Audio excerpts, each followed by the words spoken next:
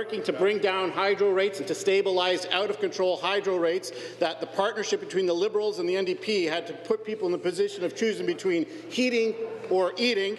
They were voting against that, Mr. Speaker. When we fought tooth and nail to stop the carbon tax, which we said would impact every single Ontarian, every single Canadian, Mr. Speaker, they stood in the way. They have good opportunity. They can tell their friends in Ottawa, Mr. Singh in Ottawa, force the federal government to remove the carbon tax, Mr. Speaker, to put more money back. A supplementary question. A bit of a stretch there, Speaker. This Premier told voters he was different, Speaker.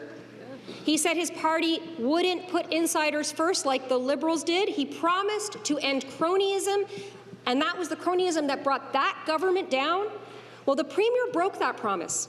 And 5 years later, this Premier and his government are under criminal investigation by the RCMP. Speaker, to the Premier, how can the people of this province trust their government when it's under active criminal investigation? Members will please take their seats. Minister of Municipal Affairs and Housing. Thank you, Mr. Speaker. As I said, we will work with the RCMP, but at the same token, Mr. Speaker, we are going to move forward with the priorities of the people of the province of Ontario. The member in a previous question talked about the affordability issues that we're facing across the province. Now, we have worked hard to bring back 700,000 jobs for the people of the province of Ontario.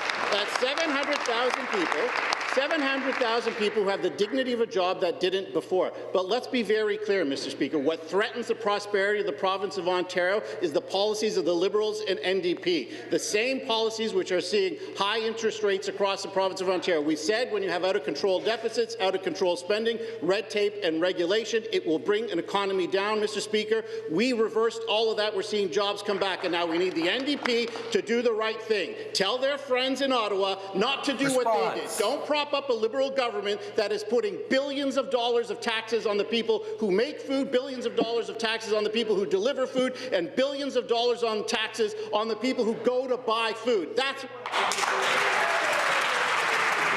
final supplementary. Speaker, we won't be taking any lessons from a government under criminal investigation. Speaker, the special unit at the RCMP is called the Sensitive and International Investigations Unit.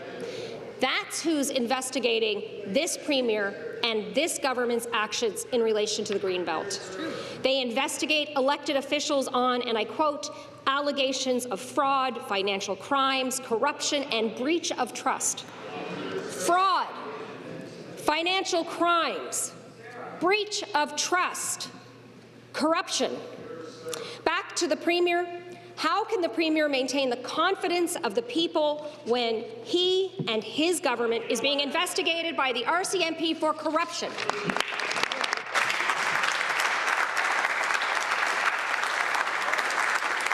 I'm going to caution the members on the use of their language. I'm going to allow the Minister of Municipal Affairs to respond. Thank you very much, Mr. Speaker. Look, I know that the Leader of the Opposition isn't going to take any lessons from us, right? Because when she had the opportunity to force the then Liberal government out of office, she chose, and her party chose, to do nothing.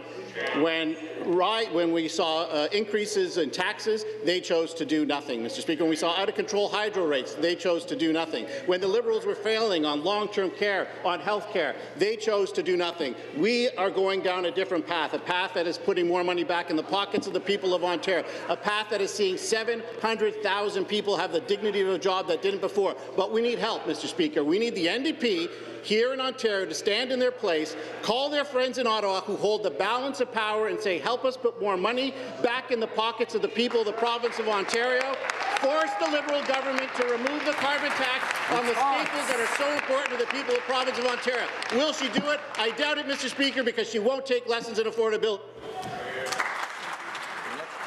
All right, you've been listening live to some fiery exchanges there in the legislature at Queen's Park as question period gets underway.